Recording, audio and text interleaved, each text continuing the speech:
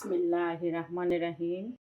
মুরগির মাংস, পেঁয়াজ রসুন বাটা, আদা বাটা, জিরা এলাচি দারচিনি বাটা, এলাচি দারচিনি, পেঁয়াজ, তেজপাতা, হলুদ, মরিচ, ধনিয়া। এটা হলো গ্রামের দেশি ছোট আলু। প্যানটা গরম হয়ে গেছে, তেল দিয়ে দিব, সাদা তেল।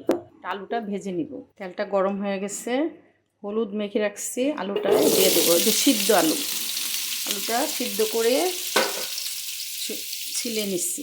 আলুটা প্রথম সিদ্ধ করে নিয়েছি, সিদ্ধ করে ছুলিয়ে হলুদ লবণ মেখে আলুটা ভালো করে লাল লাল করে ভেজে নিব।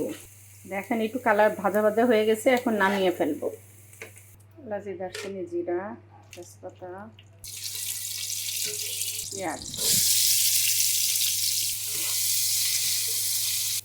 দিয়ে দিব, আদা বাটা, এলাচি দারচিনি জিরা আর পেঁয়াজ রসুন বাটা।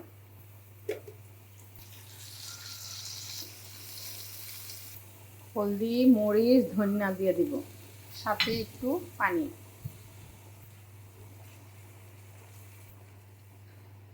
লবণ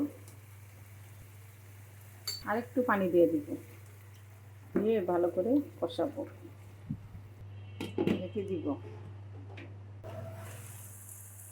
মাংসটা ভালো করে কষাবো, ভালো করে। জিরাটা তো কাঁচা দিয়েছি, এলাচি দারচিনিও কাঁচা দিয়েছি। এটা মশলাটার সঙ্গে জন্য, তেলটার সঙ্গে যেন ভাজা ভাজা হয় জিরাটা।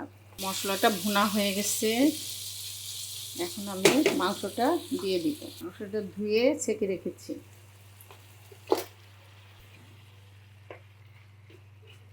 মাংসটা কষানো হোক ভালো করে, চুলা কমিয়ে আস্তে আস্তে করে কষাবো, অনেক টাইম ধরে মাংসটা কষাবো। কষানো হয়ে গেছে, তেজপাতাগুলো উঠিয়ে ফেলবো। আলু দিয়ে দিলাম, আলু আর কাঁচামরিচ। একটু গরম পানি দিব, কলিজাটায় জল দিয়ে দিব গরম পানির।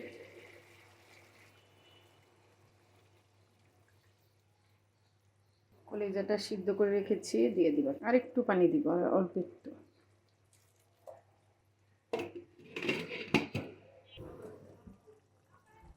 হয়ে গেল আমার দেশি আলু দিয়ে মুরগির ঝোল। এটা হয়ে গেল আমার গ্রামের ছোট আলু দিয়ে মুরগির মাংসের ঝোল।